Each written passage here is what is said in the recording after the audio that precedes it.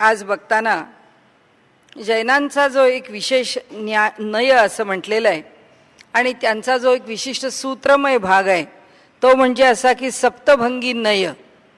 आता तो जो सप्तभंगी नय म्हणजे काय त्याचा थोडा विचार करू, कारण जैनांचा मी आपण परवा काल बोललो त्याप्रमाणे त्यांचं खंडन फार हिरहिरीने करण्याचं कारण नाही आहे, कारण त्यांनी ज्या ज्या गोष्टी स्वीकारल्या आहेत साधनेकरता त्या सगळ्या गोष्टी या उपयुक्तच आहेत, त्या वैदिक परंपरेला मान्यच आहेत, त्यांचा साधना मार्ग हा अतिशय उत्तम आहेच आहे. आता प्रश्न कुठे आहे, त्यांनी जे तत्वज्ञान मांडलं आहे किंवा जी तात्विक भूमिका मांडली आहे त्या भूमिकेमध्ये प्रश्न आहे. तो प्रश्न काय आहे ते आपल्याला बघायचं आहे. त्यांनी नय म्हणजे अंश, हा अंशानी किंवा एका भागानी किंवा एका दृष्टिकोनातून असा जर त्याचा अर्थ घेतला तर नय म्हणजे अंश किंवा पाहणाऱ्याचा विशिष्ट दृष्टिकोन. त्या दृष्टिकोनातून तो त्या गोष्टीकडे पाहतो. आता कोणत्या दृष्टिकोनातून, समजा मी आपल्याला काल म्हटलं तसं आपण जिथे थांबलो की स्याद वाद कदाचित परहॅप्स असं असू शकेल, असं जेव्हा स्वीकारलं जातं तेव्हा ते कसं स्वीकारलं जातं, हां कदाचित याची लांबी 6 फूट असू शकेल, नसेल सुद्धा, त्या 3 टाईल्स आहेत माहिती नाही 1.5 फुटाच्या आहेत, त्यामुळे काय 18 त्रिक, मग किती फूट आहे कदाचित जास्त असेल. म्हणजे माणूस असे सगळे जे पर्याय आहेत, एक माणूस या दृष्टीने बघतो, मी आपल्याला काल म्हटलं तसं, दुसरा म्हणतो की अहो याला लावलेले बार्स किती आहेत, 4 आहेत का 3 आहेत का 2 आहेत. म्हणजे कोणत्याही गोष्टीकडे पाहण्याची एक दृष्टी असते आणि प्रत्येकाची दृष्टी ठरलेली आहे. आम्ही जर पाहिलं तर एखादा मनुष्य इथे ज्याचा भाव आस्तिक आहे तो आस्तिक भावाने येईल आणि म्हणेल इथलं वातावरण अत्यंत पवित्र आहे आणि या पवित्र वातावरणामध्ये मन अगदी शांत होतं. दुसरा मनुष्य म्हणेल अहो इथे यांनी सगळं इतकं सुंदर काम केलेलं आहे की याचं फ्लोरिंग बघा, याचं भिंती बघा, याचं काम बघा, या प्रत्येक कामामध्ये सौंदर्य लक्षात येतं. प्रत्येकाची दृष्टी आहे.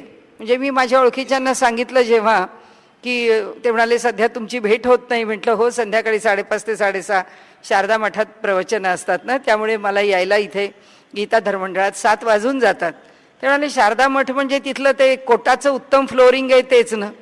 म्हटलं मठातलं तुम्हाला दुसरं काहीच आठवलं नाही, कारण बिल्डर कॉन्ट्रॅक्टर आहेत ना, त्यांच्या डोक्यात इतकं पक्कं की तिथे कोटाचं काम अतिशय म्हणाले सुंदर केलं, इतकं सुंदर काम तुम्हाला कुठे बघायला मिळायचं. दृष्टी आहे. त्यांच्या दृष्टीला दुसरं काही दिसेल की नाही माहीत नाही, त्यांच्या दृष्टीला त्यांचा विषय पक्केपणाने दिसतो. तर इथे त्यांनी असं म्हटलेलं आहे की नयो ज्ञातुरभिप्राय, की नय हाच ज्ञानाचा मार्ग असल्यामुळे ते जाणण्याकरता जो अभिप्राय आपल्याला घ्यायचा आहे किंवा ते जो निर्णय आपल्याला घ्यायचा आहे त्याच्यातून जे मत आपल्याला बनवायचं आहे, तर ते मत बनवत असताना ते म्हणतात एक दृष्टी ठेवू नका. म्हणजे समजा आम्ही आत्ता म्हटलं तसं एक अत्यंत श्रद्धेने येतो, जे इथे नमस्कार करतो आणि जातो, दुसरा म्हणतो अहो आज त्या फोटोनं काल वस्त्र नव्हतं, मग वस्त्र केव्हा घालतात. तो दुसरा मनुष्य फक्त फुलं केव्हा बदलतात, वस्त्र केव्हा घालतात, पूजेची तयारी कशी असते, तिथे आत काय आहे, त्याची आवड आहे, त्याची दृष्टी आहे. हे सगळे एक एक कोण आहेत, हे एक एक अंश आहेत, हे एक एक दृष्टिकोन आहेत. तर इथे या ठिकाणी म्हणजे जैनांच्या तत्वज्ञानामध्ये त्यांनी सांगितलंय की कोणतंही एक विधान करायचं असेल तर ते एक विधान करण्याकरता कोणताही एक नय स्वीकारू नका, म्हणजे एक दृष्टिकोन स्वीकारू नका. अनेक दृष्टिकोन आहेत, तर किती दृष्टिकोन आहेत त्यांनी निश्चित केलेत आणि त्यामुळे त्यांनी असं म्हटलंय की एका दृष्टिकोनाला चिकटून राहिलात किंवा एकाच दिशेने विचार केलात किंवा एकाच दिशेने त्याचा निर्णय केलात तर त्याला नयाभास असं म्हणतात. की नय म्हणजे एका कोणानीच ती गोष्ट तुम्ही पाहिलीत, एका दृष्टीनेच त्याचं ज्ञान तुम्ही करून घेतलं. हा एका दृष्टीने पाहणं हा त्याचा एक आभास आहे, म्हणजे उगीच त्या ज्ञानाचा एक भाग जाणून घेणं आहे, खऱ्या अर्थाने सर्व अंगाने जाणून घेणं ते नाही आहे. आणि म्हणून त्याकरता त्यांनी स्याद वाद आणला. स्याद म्हणजे काल आपण बघितलं, स्यात म्हणजे कदाचित, मे बी, असू शकेल, असेल, आणि हे जे परहॅप्स ही सगळी जी त्याची पर्यायी विचारधारा आहे, त्यामुळे हे अशा प्रकाराने त्यांनी भूमिका मांडल्या आहेत. की हे असेल नसेल, तर त्या स्यादवादाप्रमाणे कोणतंही एक विधान करायचं असेल आम्हाला, तर ते विधान करताना आमच्या समोर किती पर्याय राहतात, तर त्यांनी सांगितलंय फक्त 7 पर्याय राहतात. 7पेक्षा अधिक पर्याय असू शकत नाहीत. आणि त्या 7 आणि फक्त 7च असं त्यांनी त्यांच्या तत्वज्ञानात सांगितलंय की पर्याय किती, तर 7 आणि केवळ 7च पर्याय. आणि म्हणून त्यांनी सांगितलं की विधान करणं, आता एखाद्या गोष्टीबद्दल बोलणं, तर त्याची तऱ्हा काय असू शकते, त्या 7 तऱ्हा सांगितल्या आहेत, त्या 7 प्रकार, त्या 7 पद्धती सांगितल्या आहेत. त्याच्यामध्ये पहिला प्रकार काय, तर स्याद नास्ती, म्हणजे कदाचित नसेल. आपण म्हटलं एखादा माणूस रागावला, तर तो समोरचा माणूस म्हणतो एक हे विधान आहे, किंवा आता त्याला त्याच्यावर उत्तर द्यायचं आहे, किंवा एखाद्याचा चेहरा जरा थोडा गंभीर आणि असा जरा लाल झालेला दिसतोय, जरा चेहऱ्यावरून काही बरोबर वाटत नाहीये, तर माणूस म्हणतो की काय रागावलाय का काय हा मनुष्य, कोण जाणे. तर त्यांनी सांगितलं की पहिला विचार, पहिले दृष्टिकोन किंवा आपली धारणा स्याद नास्ती, कदाचित नसेल, तुम्हाला असं वाटायचं काय कारण आहे, स्याद नास्ती. दुसरं त्यांनी सांगितलं स्याद अस्ती, कदाचित असेल, रागावलेला पण असेल. म्हणजे पहिला पर्याय स्याद अस्ती, दुसरा पर्याय स्याद नास्ती, म्हणजे कदाचित असेल, कदाचित नसेल. तिसरा पर्याय स्याद अस्तीच नास्तीच, म्हणजे स्याद अस्तीच कदाचित असू शकेल, आणि कदाचित स्याद नास्तीच कदाचित नसूही शकेल. म्हणजे 3 पर्याय झाले त्यांच्या दृष्टीने. त्यांचा चौथा पर्याय आहे स्याद अवक्तव्यम, कदाचित सांगता येणार नाही. आपण म्हणतो ना काय भाऊ, आपलं तर काय मत आपण देऊ शकत नाही, आपल्याला तर काही कळत नाही, आपण तर काही सांगू शकत नाही.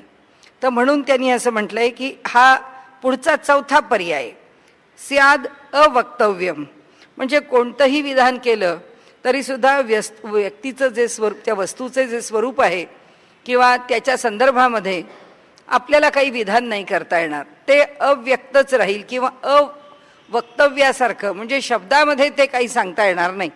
जसं आपण म्हटलं की आज जेवण खूप सुंदर होतं, पण आता सुंदर होतं म्हणजे समोरच्याने जर विचारलं, आपण म्हणत नाही भाजी चांगली झाली, आपण चांगली म्हणजे काय, तर आपण म्हणू काय सांगणार तुम्हाला, चांगली म्हणजे उत्तम होती, त्याला चव उत्तम आली होती, पण म्हणजे कशी, तर हे शेवटी अव्यक्तच राहतं.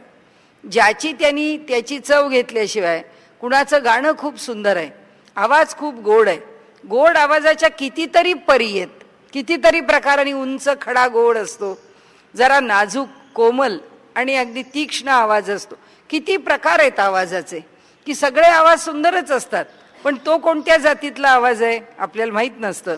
त्यामुळे ते म्हणतात की काही काही गोष्टी अव्यक्त किंवा अवक्तव्यम, म्हणजे त्या व्यक्त नाही करतायत, त्या शब्दामध्ये नाही सांगतायत. हा त्याचा चौथा पर्याय त्यांनी सांगितला.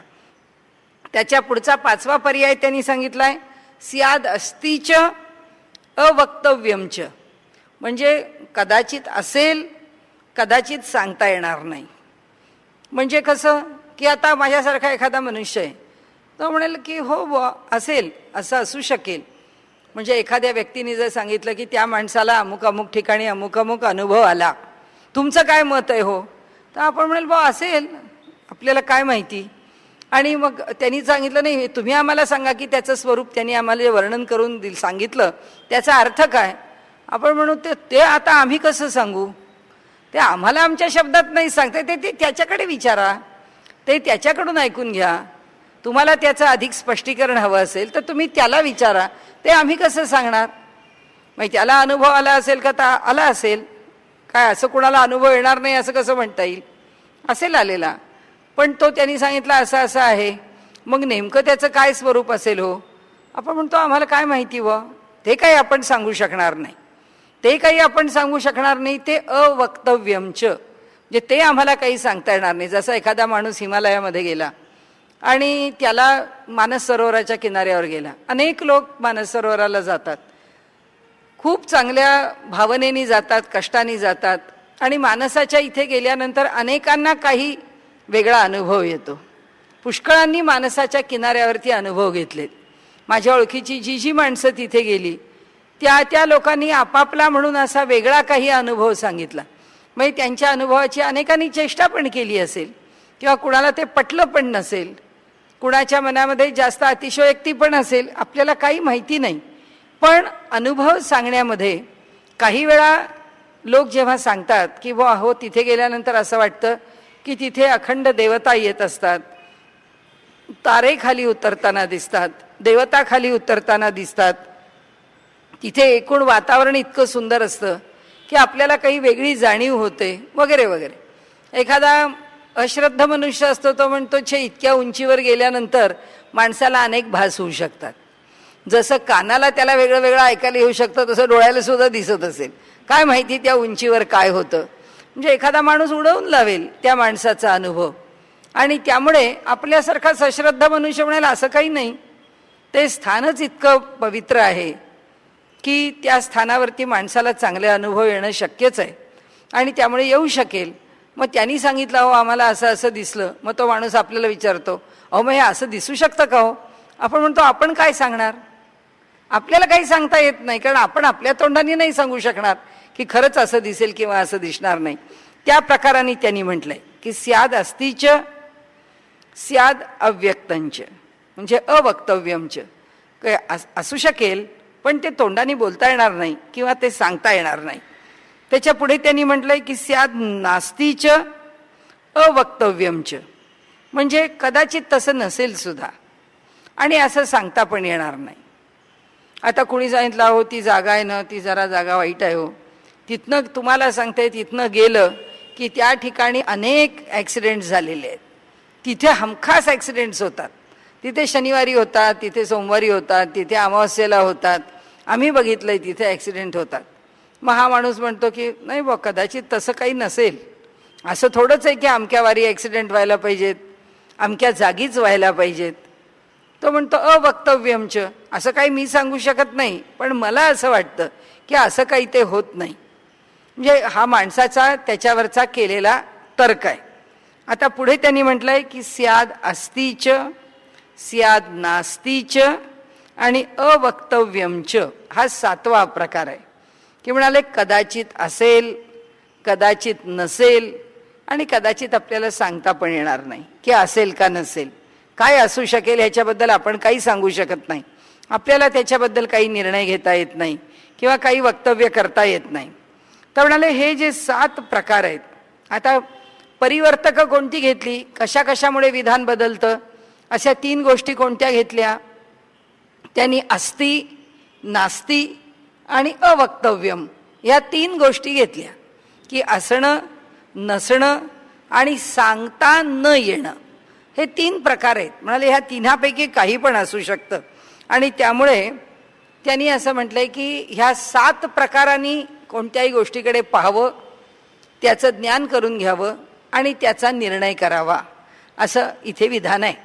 आता या 7 प्रकारांनी एखाद्या गोष्टीकडे पाहणं आणि या 7 विधान प्रकारांना आम्ही एकत्र केलं तर त्याच्यापासून जे तयार होतं, जी रचना तयार होते, त्या रचनेला काय म्हणायचं तर सप्तभंगी नय असं म्हणायचं. की ते जैनांचं ज्ञान करून घेण्याचं स्वरूप आहे, ती त्यांची मुख्य भूमिका आहे. अनेक गोष्टी आहेत, एक दर्शन म्हटल्यानंतर त्याचे बारकावे पुष्कळ असतात आणि अनेक बारकाव्यांनी ते दर्शन आम्ही जाणून घेऊ शकतो, पण हा त्यांचा मुख्य विषय आहे, हा त्यांचा मुख्य विचार आहे. या विचारात काय होतं, त्यांच्या विचाराला जो टक्कर द्यायची आहे ते 2च मुद्दे आहेत किंवा जे वेदांत्यांना पटत नाहीत ते.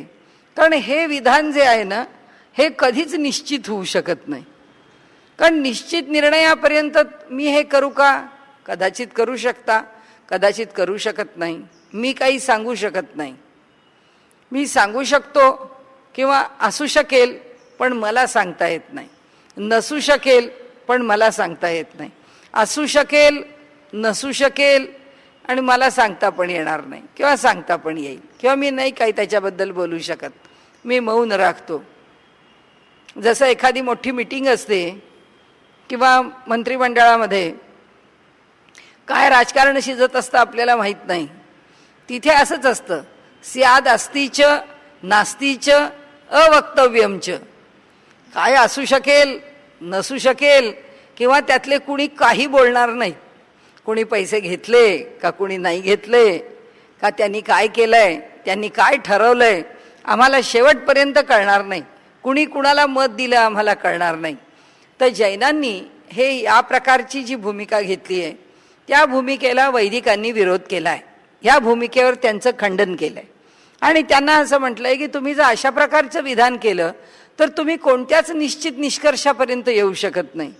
आणि माणूस जर निष्कर्षापर्यंत आलाच नाही तर त्याला कशाचं ज्ञान होईल आणि कसं ज्ञान होईल, विचार स्थिर कसा होईल. विचाराला स्थिर व्हायला काहीतरी अवसर पाहिजे, काहीतरी जागा पाहिजे आणि त्यामुळे त्याला तिथे स्थैर्य असल्याशिवाय विचाराची निश्चिती होणार नाही. आणि म्हणून हा आम्हाला तुमचा सप्तभंगी नय काही मान्य नाही. दुसरं एक खंडन केलेलं आहे. ते खंडन म्हणजे असं की आपण यांना अवैदिक दर्शन म्हणतोच आहे. वेदांवर त्यांची श्रद्धा नाही. बौद्धांचं आपण म्हटलं तसं की ते पुनर्जन्म मानत नाहीत. म्हणजे ते तोंडाने म्हणतात पुनर्जन्म आहे आणि एकाही क्षणाचा काळ ते मानत नाहीत. एक क्षणही जर स्थिर राहत नाही तर या जन्मानंतर पुढचा जन्म येईल हे कसं स्थिर राहावं. कारण याच क्षणाचा ते भरोसा देत नाहीत. तर या जन्मानंतरचा पुढचा जन्म कसा विचारात घ्यावा. फक्त म्हणायला आम्ही पुनर्जन्म मानतो असा एक वैचारिक गोंधळ आपल्याला बौद्धांच्या ठिकाणी दिसतो पुनर्जन्माच्या संदर्भात किंवा मरणोत्तर जीवनाच्या संदर्भात. त्यांचा जो आज शेवटचं खंडन करून आज आपल्याला तो हा सगळा विषय संपवायचा आहे. आता जैनांचं जे दुसरं खंडन आहे म्हणजे बौद्धांचा मध्येच विचार का केला की बौद्ध अनात्मवादी आहेत का असा, म्हणजे ते आत्म्याला मानत नाहीत का, ते परब्रह्माला मानत नाहीत का. तर असं म्हटलं जातं की बुद्धांनी नाकारलेलं नाही आहे. आत्मा हे तत्व बुद्धांनी वास्तविक नाकारलेलं नाही आहे. पण त्याच्या शिष्यांनी जेव्हा बुद्धाचं तत्वज्ञान बौद्ध संप्रदाय म्हणून निर्माण करायला घेतलं तेव्हा मात्र त्या तत्वज्ञानाच्या बाबतीमध्ये त्यांनी कुणीही आत्मा स्वीकारला नाही. त्यांनी हिरहिरीने आत्मा नाकारलेला आहे. त्यांनी आत्मा नाहीच या भूमिकेतूनच वक्तव्य केलेलं आहे. तर आता आपल्याला जैनांचं जे दुसरं खंडन म्हणजे दोघंही अवैदिक, ही दोन्ही दर्शनं अवैदिक दर्शनं आहेत. दोघांच्याही बाबतीमध्ये ज्ञानाची जी प्रक्रिया आहे ती गोंधळात टाकणारी आहे. ती कुठेच निश्चिततेला येणारी नाही आहे. आणि त्यामुळे इथे आणखीन एका बाबतीत बौद्धांना सोडून ज्या एका वेगळ्या गोष्टीचं खंडन केलेलं आहे ती वेगळी गोष्ट म्हणजे अशी आहे की जैनही पुनर्जन्म मानतात आणि जैन असं म्हणतात आपल्यासारखं मानतात. कर्म आपण जसं कर्माच्या करता जन्म घ्यावा लागतो हे मान्य करतो तसंच ते मानतात की कर्म जे आहे त्या कर्माची पुटं त्या जीवावरती एवढी चढलेली आहेत. तर जैनांचं म्हणणं असं आहे की ती किती घट्ट पुटं त्याच्यावर चढलेली असू देत पण म्हणाले उत्तम प्रकारे साधन केलं तर ती सगळी पुटं दूर करून तो जो जीव आहे तो मुक्त होऊ शकतो ही त्यांची धारणा आहे. पण त्या जीवाच्या विषयीची जी त्यांची धारणा आहे ती वैदिकांना मान्य नाही आहे. त्या जीवाच्या विषयी काय धारणा आहे, त्यांची धारणा अशी आहे की तो जो जीव आहे तो जेव्हा मुंगीच्या जन्माला जातो त्यावेळी तो मुंगीसारखा एकदम एवढासा होतो. कारण मुंगी जेवढी आहे तेवढाच त्याच्या जाणीव त्या मुंगीला त्या देहाच्या आधाराने आहे आणि जाणीवेचं क्षेत्र जेवढं आहे तेवढंच त्या जीवाचं व्यापक असं किंवा त्याचं परिमाण आहे की तेवढ्या प्रमाणामध्ये तो जीव असतो. आणि त्याला हत्तीचा जन्म आला की तो हत्तीसारखा व्यापक होतो. म्हणजे जैनांची धारणा अशी आहे की आम्ही जसं म्हटलं की आमचा जीव केवढा आहे वर्णन केलं आहे आपल्याकडे निवार शुकवत तन्वी किती बारीक आहे. म्हणाले भाताचं जे तूस असतं त्या तुसाच्या वरती जो एक बारीकसा कण दिसतो तो कण किती सूक्ष्म असतो त्याचा सुद्धा कितीतरी म्हणजे आपला केस जे आहेत त्या केसाचं जे टोक आहे त्या टोकाचे 100 भागाचे जर 1000 भाग केले केसाचा 100वा भाग आणि त्याचा 1000वा भाग केला तर तो किती बारीक होईल. आता त्या केसाचं काय करणार आपण, वो बाल की खाल निकालना असं हिंदीमध्ये म्हणतात की त्या केसाला इतकं छेदत बसायचं. तर असा जर भाग केला तर तो किती सूक्ष्म असेल तितकं जीवाचं स्वरूप आहे असं वैदिकांनी मानलंय. जैन म्हणतात अहो जीव इतका सूक्ष्म असला, इतका अणुपरिमाण असला, तर समजा तो जीव तुम्ही हृदयात राहतो असं म्हटलं आणि पायाला ठेच लागली तर कळायची कशी त्या जीवाला? कारण पायापर्यंत तो जीव जायचा कसा? तो तिथपर्यंत जाऊ शकत नाही. त्यामुळे देहाचं जाणीवेचं क्षेत्र जेवढं आहे तेवढं त्या जीवानी व्यापलं पाहिजे सगळ्या देहाला. म्हणजे माणसाचा जीव आहे तो माणसाच्या संबंध देहाला व्यापून आहे. हत्तीचा जो जीव आहे तो संबंध हत्तीच्या देहाला व्यापून आहे. समजा गाईचा जीव आहे तो गाईच्या देहाला व्यापून आहे. मुंगीचा जीव आहे तो मुंगीला व्यापून आहे. त्यांच्यावरती लोकांनी आक्षेप असे घेतले की जीव जर असा लहान आणि मोठा व्हायला लागला, कारण आता काय झालं, माणूस आला की माणसासारखे अवयव झाले, मुंगी आली की ॲमिबासारखा प्राणी आला की अवयवच नाही आहेत. जीवाला अवयव आहेत असं तुम्ही मानलं की जीव अंतिम पदार्थ शाश्वत राहू शकत नाही. जीवाला सुद्धा अंत आहे आणि जीवाचाच अंत झाला तर मग पुनर्जन्म कुणाचा होणार? पुनर्जन्म व्हायला जीव अमर राहिला पाहिजे, शाश्वत राहिला पाहिजे, तरच त्याचा पुढचा जन्म होऊ शकेल. पण जीवाला अवयव आहे म्हणता, जीव त्या हत्तीसारखा मोठा होतो म्हणता. आता हत्तीसारखा जेव्हा तो मोठा होतो तेव्हा काय तो पोकळ होतो का? त्याच्यामध्ये आणखीन काहीतरी वाढ होते. म्हणजे तो वाढल्याशिवाय इतक्या लांबलचक पसरणार नाही. आणि तसंच तो त्या मुंगीमध्ये जर आणवायचा असेल तर ह्या हत्तीमधला जीव त्या मुंगीमध्ये दाबून कोंबून बसायचा कसा? आपल्याकडे मराठीत म्हणे ना की बेडकी किती फुगली म्हणून तिला काही बैल होता येत नाही, ती फुगून फुगून किती फुगणार, असं आपल्याकडे मराठीमध्ये एक म्हण आहे. तसं आहे की त्या मुंगीमध्ये राहिलेला जो जीव आहे तो हत्ती एवढा पसरण्याकरता कसा पसरणार? आणि त्यामुळे वैदिकांनी असं म्हटलं की, म्हणजे शंकराचार्यांनी असं म्हटलं की अहो जैनांच्या परंपरेमध्ये अशा प्रकारे जीवाचं स्वरूप जर स्वीकारलं तर तो जीव नित्य कसा? तो जीव नित्य राहणार नाही. त्या जीवामध्ये जर मुंगीसारखा होताना आकुंचन होऊन जर तो सूक्ष्म होत असेल आणि हत्तीसारखा होताना जर तो व्यापक होत असेल, असं जर घडत असेल तर मग त्या जीवामध्ये जर भेद होत असतील तर तो पुनर्जन्माकरता अभेद्य असा राहणार नाही, भेदभाव रहित असा राहणार नाही, विकार रहित असा राहणार नाही. त्याला अंत येईल आणि जीवाला अंत झाला तर पुनर्जन्म येणार नाही. पुनर्जन्म जसा येणार नाही तसा जीवाचा जर अंत होत असेल तर त्याच्या उद्धाराचा प्रश्न येणार नाही, त्याच्या मोक्षाचा पण प्रश्न येणार नाही. त्यामुळे ही जी जीव संकल्पना आहे ही काही जैनांची स्वीकारता येत नाही. या दोन गोष्टी सोडल्या तर वैदिकांनी जैनांचं बाकीचं सगळं स्वीकारलंय आणि त्याचं कौतुक केलंय, त्याला मान्य केलं आहे. आता आपण त्याच्या सगळ्याच्या खंडनातून पुढे जाऊया. आता इथे खंडन करताना आपण जे बौद्ध संप्रदायाचं खंडन थोडक्यात आपण आत्तापर्यंत जे सांगत आलो त्याला आता एका निश्चित रूपापर्यंत आपण येऊया. आता म्हणाले इथे यांनी बौद्धांनी असं म्हटलं आहे की सर्व काही क्षणभंगूर आहे. हा बौद्धांचा विचार आहे. आता आणि सगळं जर क्षणभंगूर, आता थोडक्यात आता आपण फार त्याचा विस्तार करणार नाही. सगळं जर क्षणभंगूर आहे, एका क्षणाकरता जर एक जन्माला येत असेल तर कार्यकारण भाव टिकू शकत नाही. आणि या जगामध्ये कारणातूनच कार्य निर्माण होतं. दूध आहे म्हणूनच दही होतं, दही आहे म्हणूनच ताक होतं, ताक घुसळलं म्हणूनच लोणी निघतं, लोणी आहे म्हणूनच तूप होतं. या जगामध्ये बीज आहे म्हणूनच वृक्ष आहे, वृक्ष आहे म्हणूनच फळ आहे. म्हणजे कारण आहे आणि कार्य आहे. जर एका क्षणात प्रत्येक गोष्ट नष्ट होते तर कारण तिथे उभं कधी राहायचं आणि त्याचं कार्य कधी व्हायचं? म्हणजे कार्य आणि कारण भाव त्या ठिकाणी टिकू शकत नाही.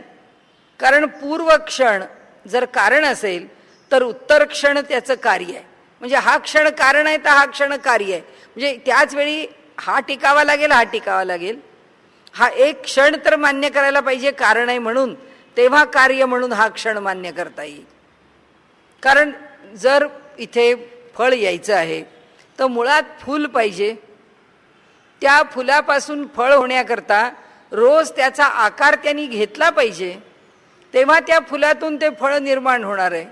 जर प्रत्येक क्षणाला नवीन आहे तर ते फळ ज्याच्यापासून व्हायचं ते फूल कसं व्हायचं? ते फुलाची ती आधी कळी आहे त्याचं फूल कसं व्हायचं, मग ती कळी लागायला आधी त्या ठिकाणी कळी धरायची कशी, ती धरायला त्या झाडाला पानं कशी यायची, ती पानं यायला फांद्या कशा यायच्या, त्याला खोड कसं व्हायचं, त्याला मूळ कसं व्हायचं, प्रत्येक क्षणाला जर भंग व्हायला लागला तर निर्माण कसं व्हायचं. आणि त्यांनी असं म्हटलंय की प्रत्येक क्षणाचा भंग हा पुढच्या क्षणात, तो आता आपण पुढचा मुद्दा आहे, तर त्याचा एक मनात शंका आली तर त्याचं उत्तर पुढे आहे. आता कारणा वाचून कार्य होतं हे मान्य करता येत नाही, आणि म्हणून म्हणाले कार्यकारण इथे काय होतं, कार्यकारण भावाच्या मागे असलेलं सूत्रच या ठिकाणी नष्ट होतं. म्हणून कार्यकारण जर नष्ट होत असेल तर काहीच मानता येत नाही. जगामध्ये कार्यकारणाची परंपरा आपल्याला दिसते. आता बौद्ध जे आहेत ते चित्ताच्या ठिकाणी आणि चैतिकाच्या ठिकाणी, बाहेर आपण गेल्यावेळी पाहिलं की भूत आणि भौतिक म्हणजे हे बाहेरचं शरीर निर्माण होण्याकरता बौद्धांनी 4 महाभूतं मानली आहेत. म्हणजे पृथ्वी, आप, तेज आणि वायू ही 4 महाभूतं हे भूत आणि भौतिक निर्माण होण्याकरता मानली आहेत. आणि चित्त आणि चैतिकाकरता सुद्धा त्यांनी 5 गोष्टी मानलेल्या आहेत. त्याला त्यांनी स्कंध असं म्हटलेलं आहे. रूप, विज्ञान, वेदना, संज्ञा आणि संस्कार अशा 5 गोष्टी स्कंध म्हणून मानलेल्या आहेत. तर आता ह्या सगळ्या गोष्टी ज्या आहेत या एक बाह्य निर्माण करतं, एक आतलं निर्माण करतं. पण अहो ही जी कारणं आहेत त्याच्यावर वैदिक म्हणतात याच्यापासून बाहेरचं ना आतलं निर्माण व्हायला प्रत्येक क्षणाला जर नष्ट व्हायला लागलं तर निर्माण कसं व्हायचं. त्यामुळे हे आम्ही मान्य करत नाही. म्हणून त्यांचा क्षणभंगवाद आम्ही मान्य करत नाही. त्याच्याकरता वैदिकांचं म्हणजे व्यासांचं सूत्र असं आहे, असती प्रतिज्ञोपरोधो योगपद्यमन्यथा. कारण नसताना कार्य उत्पन्न होते असे म्हटले तर प्रतिज्ञेला बाधा येते किंवा कार्य आणि कारण एकदाच विद्यमान असतात असे म्हणावे लागेल. हे सूत्र व्यासांचं आहे. व्यासांच्या समोर बौद्ध नाही आहेत, पण समाजामध्ये असलेल्या ज्या निरनिराळ्या वैचारिक धारणा आहेत त्या मात्र त्यांच्या समोर आहेत. आणि त्यामुळे ती निरनिराळी वैचारिक धारणा असलेले जे लोक आहेत ते लोक काय बोलतात, त्यांची काय मतं आहेत, त्या मतामधून ही व्यासांची सूत्र आहेत. म्हणजे आपण म्हणू व्यासांनी बौद्धांचं खंडन कसं केलं, व्यासांनी नाही बौद्धांचं खंडन केलं. बौद्धांचं खंडन शंकराचार्यांनीच केलं, पण व्यासांच्या वेळी हे विचार नव्हते का, असं कसं होईल. जगात सर्व काळी सर्व विचार आहेत आणि जे जे विचार दिसले त्या सगळ्या विचारांचं व्यासांनी मोकळेपणाने खंडन केलं.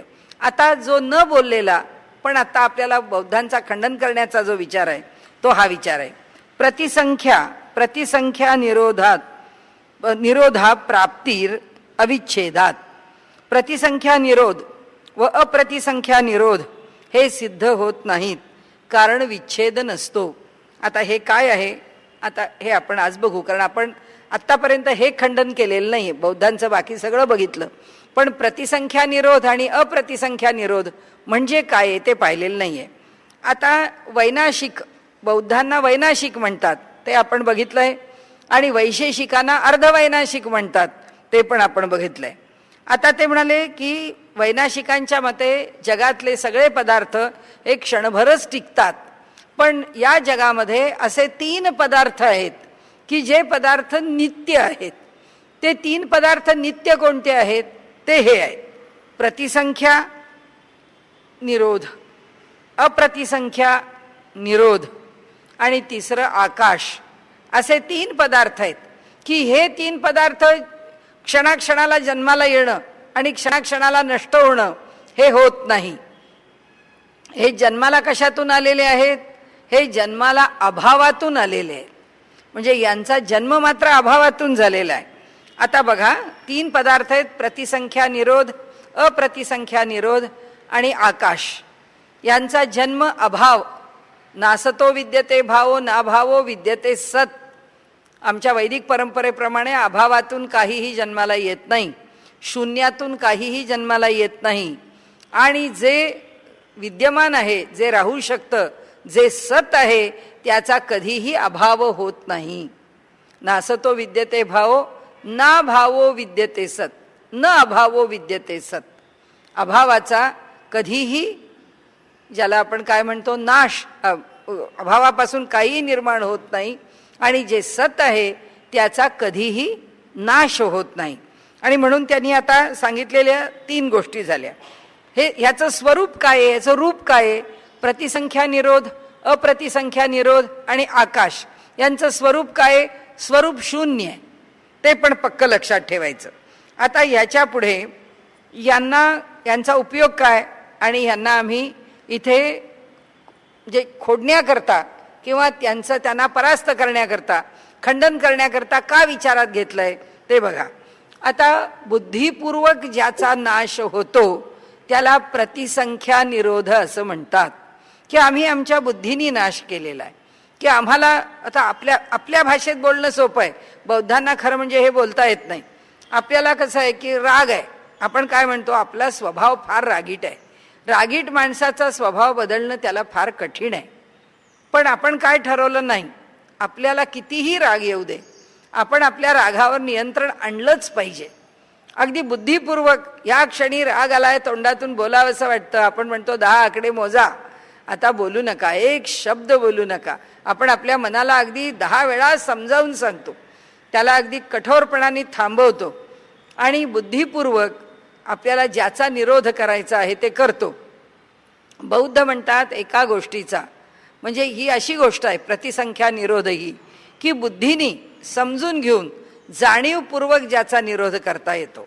आता अप्रतिसंख्या निरोध जे आहेत, ज्याचा आपोआप नाश होतो.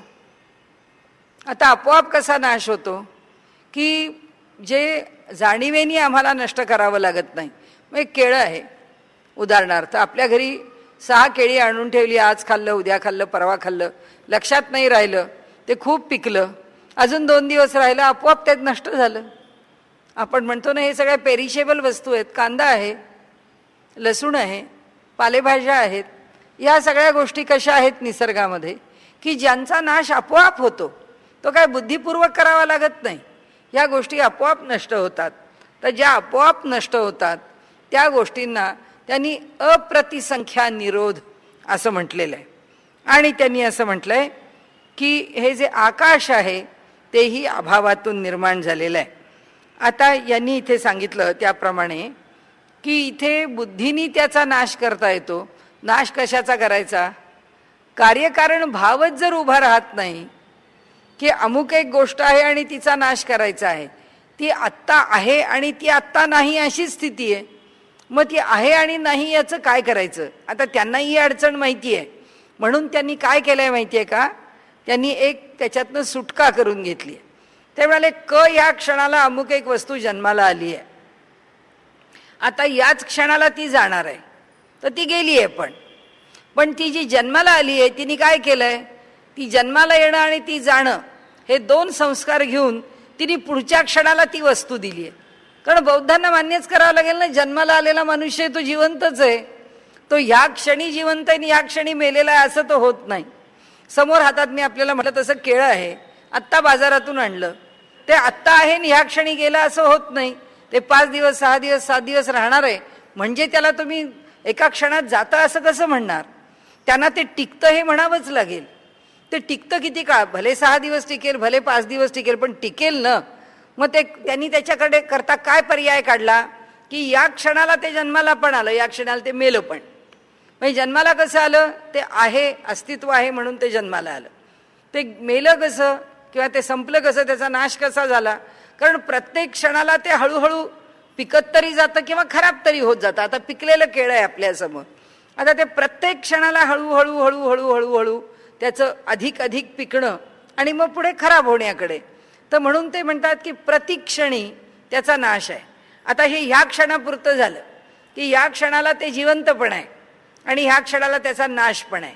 आता पुढच्या क्षणाला ते काय म्हणतात, ह्या क्षणाला जर ते असेल तर आता पुढच्या क्षणाला ते ख आहे, त्याच्या पुढच्या क्षणाला ते ग आहे, त्याच्या पुढच्या क्षणाला ते घ आहे. कारण ते पुढे राहत नाही, ते च ख होतं, कारण बदलतं. कारण त्यांच्यामध्ये ते राहिलं पण आणि ते गेलं पण, म्हणजे ती स्थिती बदलली, पुन्हा पुढची स्थिती. आणि त्यांनी म्हटलेली स्थिती काही अगदी चूक नाही. आपण अगदी कपामध्ये गरम गरम चहा घेतला, कोणी म्हटलं घ्या ना गरम आहे चहा, आपण तो नाही जरा गार होऊ द्या, आणि आपण एक 2-3 मिनिटं थांबतो. म्हणजे काय, आपल्याला माहिती आहे की प्रत्येक क्षणाला तो थोडा थोडा थोडा थोडा गार होणार आहे आणि प्रत्येक क्षणाला तो थोडा थोडा गरम पण आहेच की नाही. म्हणजे तो त्याच क्षणी गरम पण आहे आणि त्याच क्षणी गार पण होतोय. तर बौद्धांनी असं म्हटलं की हे जे काही आहे हे त्या क्षणाला असणं आणि त्या क्षणाला नसणं हे असंच पुढे गेलं, ते तसंच पुढे गेलं. मग क संपला आणि ख राहिला का, ख संपला आणि ग राहिला का, नाही म्हणाले. क आहे आणि तो ख कडे गेला. तो पहिला ख आहे त्यांनी आपल्याला तसाच उचलला क नी आणि ख कडे दिला, पण तो आपल्याला उचलून ख कडे देताना क संपला नाही संपला, ख मध्ये मिसळला, हो मिसळला. म्हणजे काय झालं, क अधिक ख झालं, मग ख अधिक ग झालं. म्हणजे या क्षणाला ते केळं जसं होतं ते ख ह्या क्षणाला ते थोडं खाली आलं, ग ह्या क्षणाला ते आणखीन खाली आलं, घ या क्षणाला ते आणखीन खाली आलं आणि त्या त्या क्षणाला ते अजून चांगलंच आहे, अजून ते खाण्याच्या लायकीचंच आहे. पण आंबा आहे, तयार आहे.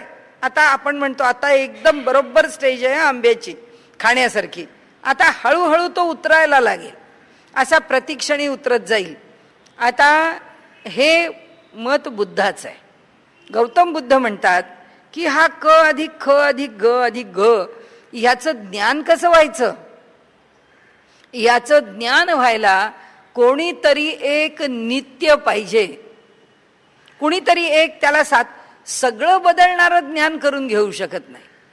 आमच्या शरीरामध्ये सुद्धा बदलत राहणारा तो मागच्यानी पुढच्याला दिलं, पुढच्यानी पुढच्याला दिलं, हा काय आहे, हा प्रवाह आहे.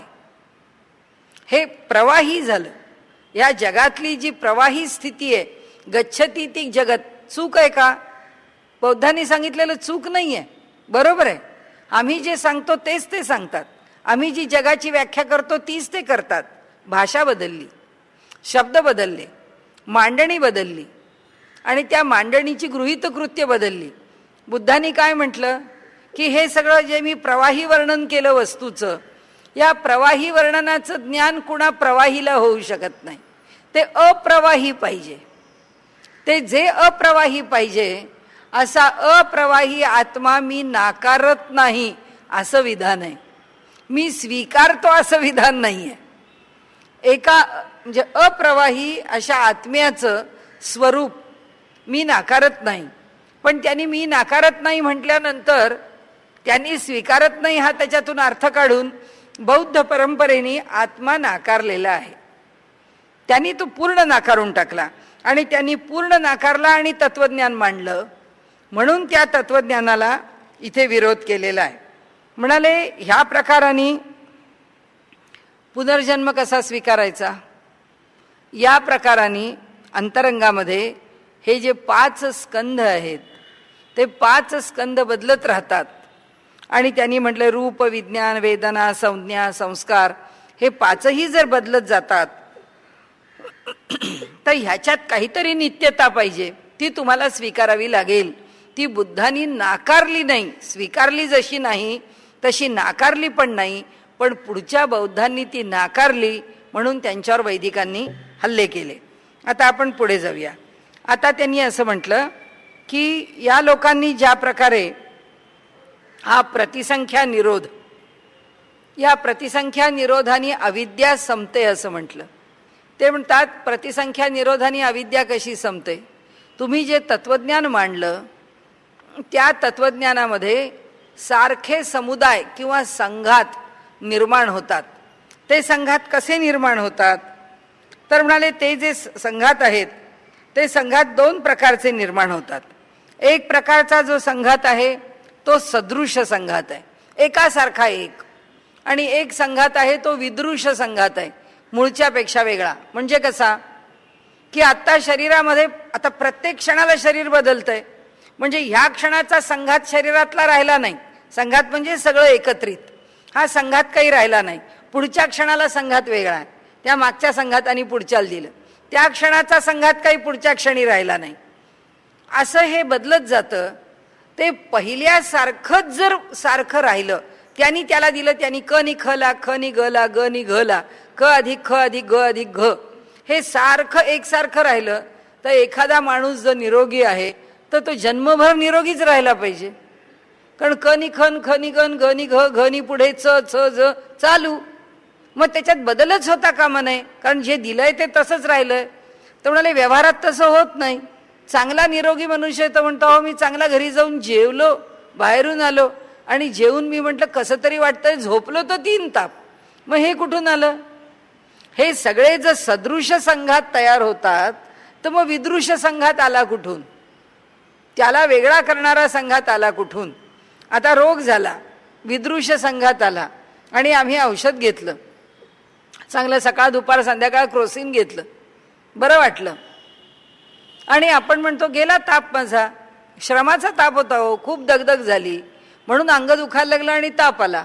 मी क्रोसिन घेतली, झालं रात्री घेतली, सकाळी घेतली, काही नाही, ताप बीप काही नाही, मी आज एकदम ओके, कामाला निघून पण गेले.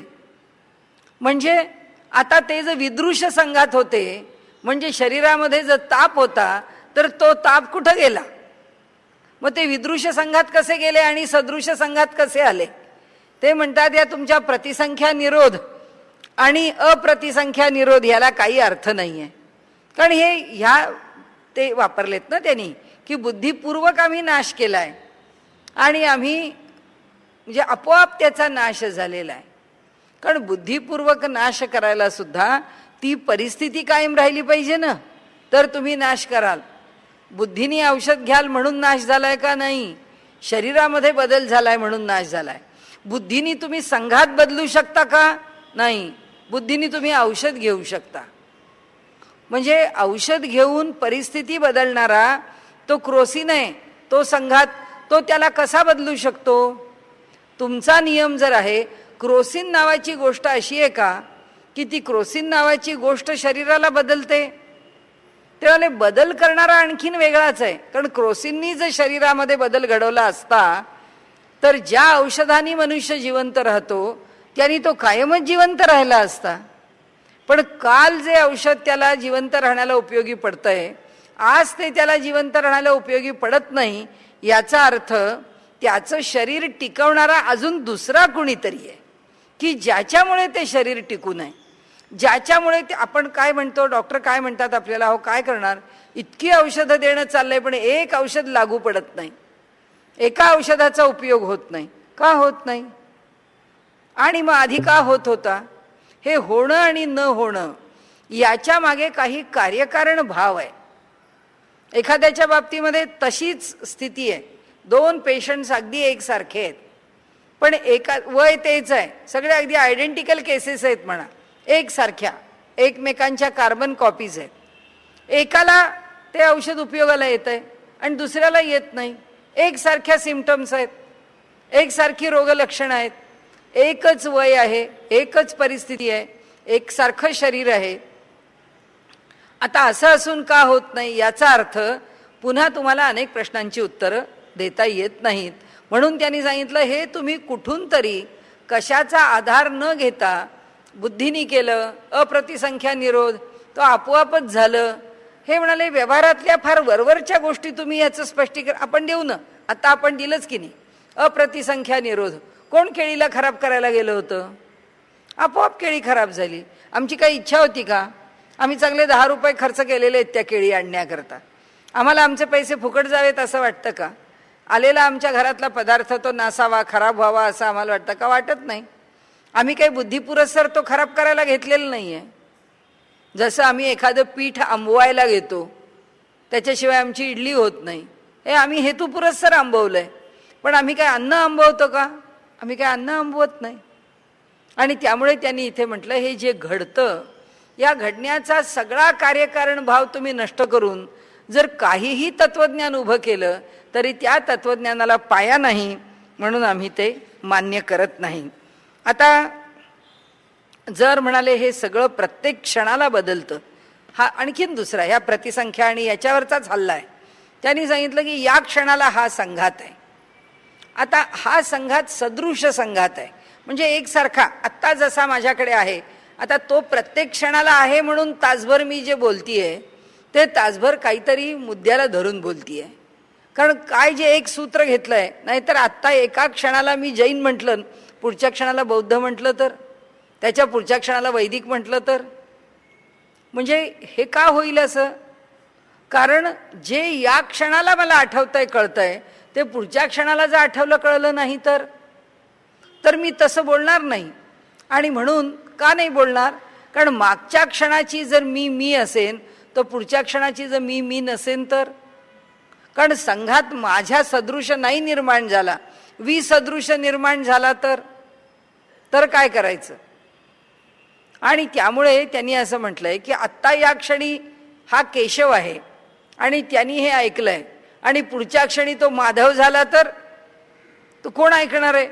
म्हणाले आत्ता या क्षणी ती गाय आहे, पुढच्या क्षणी त्याचा उंट झाला तर काही होऊ शकतं.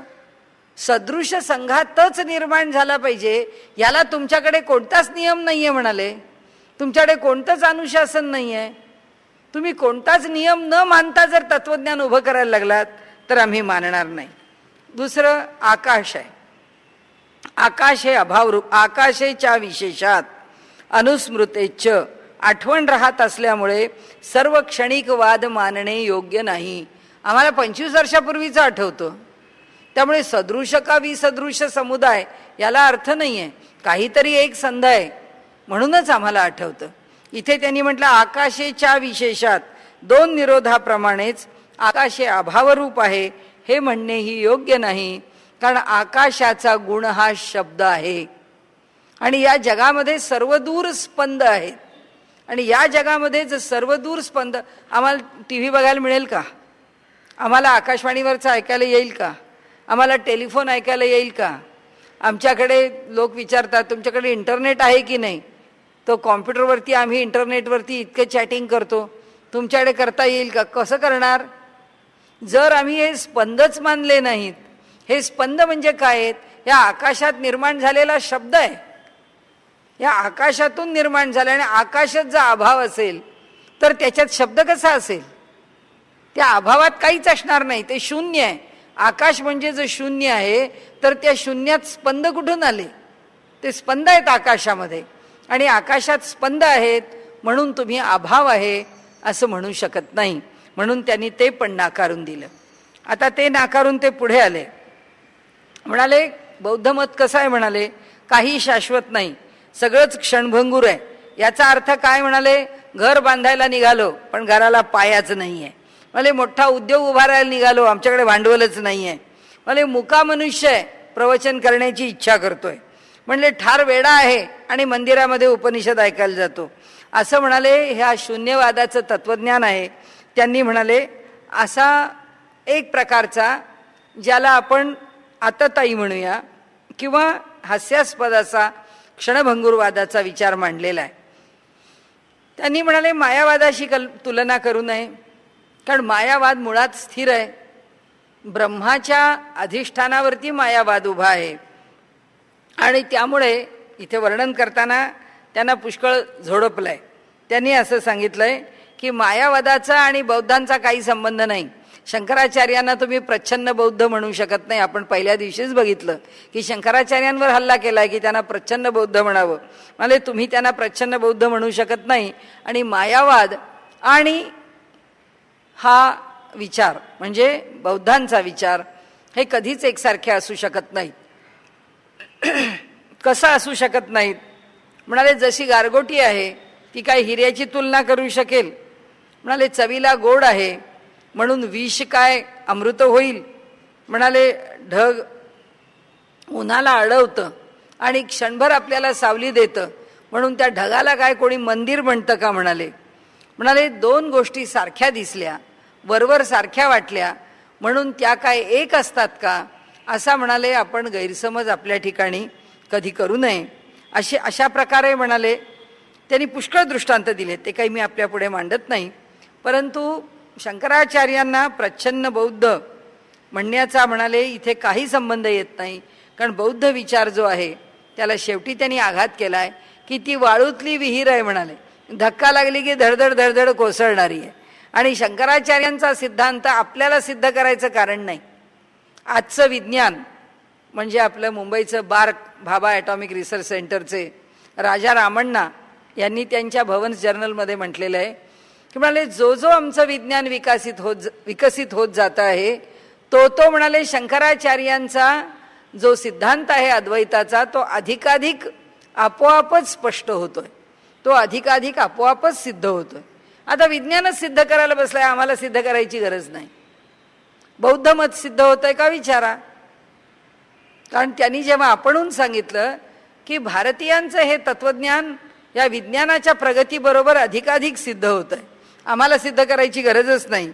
आणि म्हणून त्यांनी सांगितलं की हे तत्वज्ञान आम्ही मान्य करत नाही. नैकस्मिन न संभवात म्हणाले, एका वस्तूचे ठिकाणी अनेक विरुद्ध धर्म संभवत नसल्याने तसे मानणारे जैन मत योग्य नाही. आता याला जैन मत हा शब्द शंकराचार्यांनी वापरला. व्यासांनी एवढंच म्हटलं, एका वस्तू पदार्थावरती अनेक गुणधर्म राहू शकत नाहीत.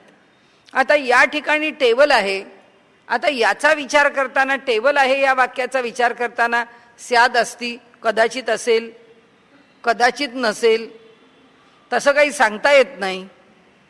म्हणजे अरे हे टेबलच आहे, हे काही चार बांबूवरती कोणी आडवा पाट टाकलेलं नाही आहे. ज्याला टेबल म्हणतात तीच वस्तू आहे ही.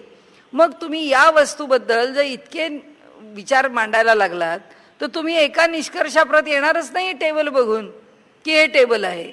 म्हणून त्यांनी सांगितलं की एका वस्तूवरती हजार धर्म राहू शकत नाहीत. जसं इथं अंधार आहे किंवा प्रकाश आहे. आता ह्या खोलीत आपण बसलो तर ह्याला काय म्हणायचं, या खोलीत प्रकाश आहे म्हणायचं का ह्या मंदिरात प्रकाश नाही म्हणायचं. म्हणाले कदाचित आहे, कदाचित नाही, तसं काही सांगता येत नाही प्रकाश आहे का नाही. हे सगळं जर सुरू झालं, ही कार्यपरंपरा, तर ते म्हणतात आम्ही मानत नाही. आम्ही जैनांचा हा संप्रदाय एका वेळी दोन विरोधी वाक्य मांडणं किंवा दोन विरोधी पर्याय देणं हे आम्हाला मान्य नाही. आणि म्हणून म्हणाले की कोणत्याही वस्तूचं त्यामुळे योग्य ज्ञान होऊ शकत नाही. आणि सतत संशय आणि सदा सर्वदा संशय हे मनुष्याच्या ज्ञानाला कधीच पोषक नाही. आणि म्हणून नेमकेपणाशिवाय ज्ञान व्यर्थ आहे. आणि म्हणून स्यादवादाला हे सगळे दोष लागतात. आणि म्हणून जैनांचा जो सप्त भंगी नय हा जो विचार आहे, ही जी भूमिका आहे, ती भूमिका ह्या अनिश्चिततेमुळे आम्ही स्वीकारत नाही. पुन्हा तेच केलं, एवं चात्माकात स्न्यर्म, त्यांनी म्हटलं त्याप्रमाणेच आत्मा अव्यापक आहे असे मानण्याचाही दोष येतो. कसा झालं, एवंच आत्मा कात स्न्यान रम, स्न्यान यम असं त्यांनी वापरला आहे शब्द तो. आता कसं झालंय, एवंच अशा प्रकारे हा जो आत्मा आहे तो कसा झाला, तर तो मर्यादित आहे म्हणून स्वीकारला. म्हणजे तो मर्यादित आहे म्हणून आम्ही स्वीकारू शकत नाही. तिथे दोष कोणाला येतो, त्या दोषाचं स्वरूप काय आहे, तर म्हणाले शरीर आकाराने जेवढं तेवढं त्या आत्म्याचं माप आहे. त्या आत्म्याचं माप जे आहे तेवढंच मानलं तर आपण मगाशी बघितलेलं आहे की जीवाचं रूप जर शरीराच्या अवयवावर निश्चित व्हायला लागलं तर जीवाचं स्थान त्याचं स्थिर राहणार नाही.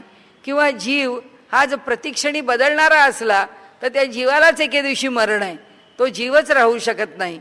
कारण ज्याच्यामध्ये बदल आहे ते शाश्वत नाही, ते टिकू शकत नाही. जे स्थिर आहे, ज्याच्यात बदल होत नाही, जे विकारी नाही, तेच फक्त शाश्वत आहे. त्यामुळे ते म्हणाले आम्ही जैनांचं हे मत मान्य करू शकत नाही. न च पर्यायाद अपि विरोधो विकारादिभ्यः, पाळी पाळीने अवयव मिळतात आणि नाहीसे होतात असं जर मानलं तरी विरोध येतो. कारण तसं मानलं असता जीवाला विकार मानण्याचा दोष येतो. तोच पुन्हा जैनांचा जो विचार आहे तो त्यांनी सांगितलं की हत्ती झाल्यावर एवढे पाय आले, ऑक्टोपस झाल्यावर त्याचं रूप बदललं, गाय झाल्यावर बदललं. म्हणाले असं प्रत्येक जीवाबरोबर जर त्याचं रूप बदलायला लागलं तर असे अवयव भिन्न भिन्न आले तरी सुद्धा जीवाचं स्वरूप शाश्वत राहू शकत नाही.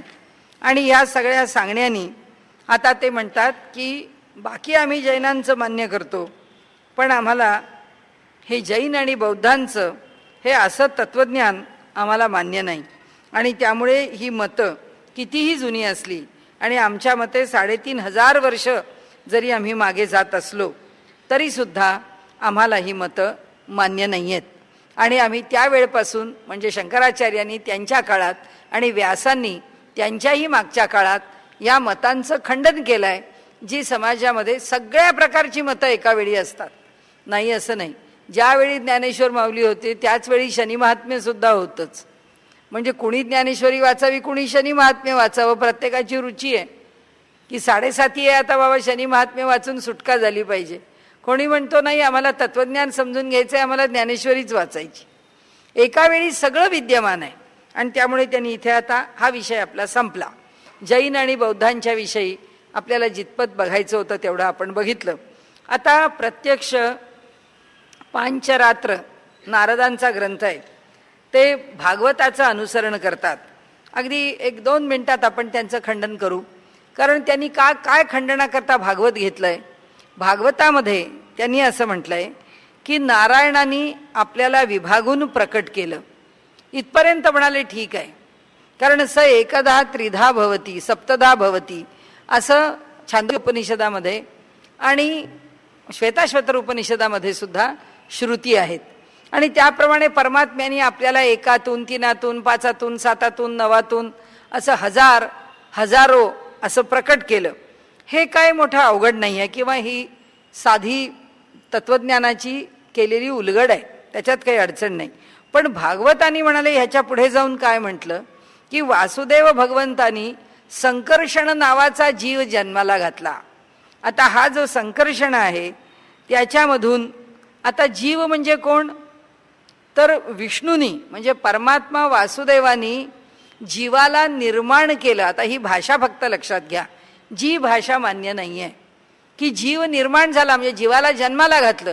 जीव जन्माला कसा येईल, जे जन्माला आलंय ते मरणार आहे. त्यामुळे तो प्रद्युम्न या रूपामध्ये जर जीव जन्माला आला तर जीवाचं सातत्य संपलं, जीव नष्ट होईल. त्यांनी पुढे काय म्हटलंय की हा संकर्षण नावानी जीव जन्माला आला, प्रद्युम्न नावानी मन जन्माला आलं. ते प्रद्युम्न हे मन कशातून जन्माला आलं, त्या संकर्षणामधून जन्माला आलं. आता मनातून अहंकार अनिरुद्ध नावानी जन्माला आला आणि प्रद्युम्नापासून त्याची उत्पत्ती झाली. म्हणजे कसं झालं, वासुदेवापासून संकर्षण, संकर्षणापासून प्रद्युम्न आणि प्रद्युम्नापासून अनिरुद्ध असे 4 व्यूह त्यांनी मान्य केले की एकातून एक निर्माण झालं. आता अहंकारातून मन निर्माण झालं हे कसं कोण मान्य करील. मन, ज्याला मन म्हटलं किंवा ज्याला अंतःकरण म्हटलं त्याचे हे 4 भाग आहेत. वेदांनी सांगितलंय तसं मन, बुद्धी, चित्त आणि अहंकार हे त्याला तुम्ही मन शब्द वापरा नाही तर त्याला चित्त शब्द वापरा. त्याचे हे 4 भाग आहेत. या 4 अंगांनी त्याला समजून घेतलंय. अहंकारातून मन कसं निर्माण होईल ते आधी चुकलं आणि वासुदेवानी जीव जन्माला घातला हे चुकलं. जीव जन्माला येत नाही, त्यामुळे इथे सांगितलं की जीव उत्पन्न होतो असं म्हणणारं जर कोणतं तत्त्वज्ञान असेल तर ते स्वीकारता येत नाही. आणि त्यामुळे भागवताचं हे तत्त्वज्ञान आम्ही स्वीकारत नाही. उत्पत्ती संभवात, उत्पत्ती संभवत नसल्यामुळे हे मत योग्य नाही म्हणाले. कारण काय, जीवाची उत्पत्ती संभवत नाही आणि नारदांनी पांचरात्रामध्ये ती स्वीकारली आहे, म्हणून नारदांचं पांचरात्र आम्हाला मान्य नाही आणि भागवतातलं आम्हाला सगळं मान्य आहे, पण आम्हाला हा चतुर्व्यूह विचार आम्हाला मान्य नाही. आणि म्हणून त्यांनी सांगितलं की म्हणाले ती साधी लाकूड तोड्याची गोष्ट आहे ना, त्या लाकूड तोड्यापासून काही कुऱ्हाड जन्माला येत नाही. आणि म्हणून त्यांनी सांगितलं मनापासून अहंकार निपजतो असं होत नाही, असं उदाहरण देऊन त्यांनी तो विषय संपवला आहे. आणि पुढे त्यांनी असं सांगितलं की हे 4 व्यूह हे जे मत आहे यामध्ये दोष जो निर्माण होतो तो दोष ऐतिहासिकदृष्ट्याही स्वीकारता येत नाही आणि तो तत्त्वज्ञान दृष्टीने पण स्वीकारता येत नाही. आणि सगळ्यात मोठा दोष म्हणजे वासुदेवापासून जीव जन्माला आला हेही स्वीकारता येत नाही. आणि त्यामुळे आम्ही म्हणाले हा जो शब्द आहे याचा अर्थ आपल्याला लावता येत नाही का, अर्थ लावता येतो, काही मोठा अवघड नाही आहे. काही व्यासांना अर्थ लावता आला नसता का, किंवा शंकराचार्यांनी भागवतावरती ही एवढी टीका करून ठेवली का केली, कारण पुन्हा कोणी टीका करू नये म्हणून. नाही तर वासुदेवानी जीवाचा जन्म केला घातला किंवा जीवाला जन्माला घातलं, याचा तात्विक अर्थ एकच आहे की ब्रह्मापासून जीव जे आहेत ते कोणत्याही प्रक्रियेने का होईना अलग झालेले आहेत. कारण वासुदेव हे पूर्ण ब्रह्म आहे, तो परमात्मा आहे. आणि पण तो वासुदेव रूपाने, कारण वसुदेवाचा पुत्र म्हणून वासुदेव म्हणजे भगवान श्रीकृष्ण, म्हणजे भगवान श्रीकृष्णाने जीवाला जन्माला घातलं असं जर म्हटलं तर मर्त्यावतार मर्त्य शिक्षणम, भगवंतानी मर्त्य अवतार धारण केला. कारण भगवंतानी आपला अवतार विसर्जित केला, भगवंत आपला अवतार विसर्जित करून गेले. याचा अर्थ जो देह स्वीकारला तो शांत स्वीकारला, तो अनंत नाही स्वीकारला. मर्यादित देहाने जीवाला उत्पन्न केलं असं होऊ शकत नाही. म्हणजे कुणीतरी असं म्हटल्यासारखं होईल की आपल्यासारखा सामान्य मनुष्य आहे, तो म्हणाला मी पुष्कळ काही साधन केलेलं आहे आणि आता मला एवढं सामर्थ्य आलेलं आहे की मी किमान एक छोटं खेडेगाव तरी जन्माला घालू शकतो, मी तेवढी जमीन तयार करू शकतो, मी त्या जमिनीवरती जीव तयार करू शकतो, मी सृष्टी उत्पन्न करू शकतो. या सृष्टीत असलेलं एकही झाड मी त्याच्यावर उत्पन्न करणार नाही, या सृष्टीत असलेल्या माणसासारखा एकही माणूस मी निर्माण करणार नाही. मी ते जे छोटं खेडेगाव तयार करीन किंवा काय जे माझ्या ताकदीत असेल ते करीन, ते पूर्णपणे माझ्या कल्पनेतलं असेल. असं कोणी करू शकेल? कारण ज्याचा देह मर्यादित आहे तो या जगाच्या उत्पत्ती स्थिती लयात पडू शकत नाही. ते आपले पुढचे विषय आहेत, पण ते कसे आहेत तेव्हा आपण त्याचा विचार करू. ते एक फार सुंदर सूत्र आहे, म्हणजे लोकव्यापार वर्ज्य अधिकरण असं त्याला म्हटलेलं आहे की कुठल्याही लोकव्यापारामध्ये कोणताही जीव पडत नाही. आणि जेव्हा परमात्मा सुद्धा देह घेऊन जन्माला येतो त्यावेळी परमात्मा सुद्धा या भानगडीत पडत नाही. आणि म्हणून आपल्याला माहिती असलेली गोष्ट आहे की जेव्हा अर्जुनाने भगवंताला सांगितलं की भगवंता त्या युद्धभूमीवरती फार घाईघाईने तुम्हाला तत्वज्ञान सांगितलंस, आता तू आरामात आहे, मी आरामात बसलेलो आहोत, आता तू मला स्वस्थपणाने तत्वज्ञान सांग. तेव्हा परमात्म्याने सांगितलं बाबा रे, ते तत्वज्ञान मला तुला आता नाही सांगता येणार, कारण त्यावेळी मी योगारूढ स्थितीमध्ये होतो आणि त्यामुळे माझी स्थिती वेगळी होते. नाही तर भगवंतानी म्हटलं असतं का मनमना भव मद्भक्तो, ज्या देहात मी आहे त्या देहाला तू शरणी आहे असं भगवंत म्हणत नाहीत. भगवंत म्हणतात मी आता त्या ब्रह्मरूपामधून तुझ्याशी बोलतोय, त्यामुळे त्या ब्रह्माला शरणी आहे. मद्याजी माम नमस्कुरु, माझंच यजन कर, माझीच पूजा कर. आणि म्हणून त्यांनी सांगितलं की देह धारण केला की त्यांनी देह सोडलाच आहे. त्यामुळे त्यांनी जीव निर्माण केला हे विधान असं राहता कामा नये जे वेदांताला बाधा आणील. आणि म्हणून त्या वेदांतात त्या विधानाचं निराकरण केलंय.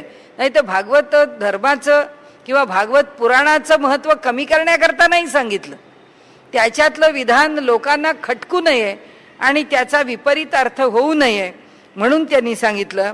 आणि इथे आता ह्याचा दुसरा भाग संपला. आता तिसरा जो भाग आहे तो भाग आपण उद्यापासून सुरू करू. त्याच्यामध्ये आपल्याला वेदांत मत सांगितलेलं आहे उलगडून, ते आपण मात्र भराभरा घेणार आहे. त्याचं कारण आपल्याला माहीतच आहे, वेदांतामध्ये कशाची उत्पत्ती कशापासून काय काय नाही सांगितली आहे. पण यांनी आता ही सगळी मतं निराकरण झाल्यावर यांनी आमचं वेदांत मत सुसूत्र कसं आहे आत्तापर्यंत सांगितलेलं नव्हतं. आता आपण ते पुढे बघू. आणि त्याच्या पुढे आता ज्याचा इतका उहापोहा आपण केला तो ते जे परब्रह्म आहे त्या परब्रह्माच्याच बरोबर असलेलं दुसरं चेतनत्व ज्याला आहे तो म्हणजे जीव आहे.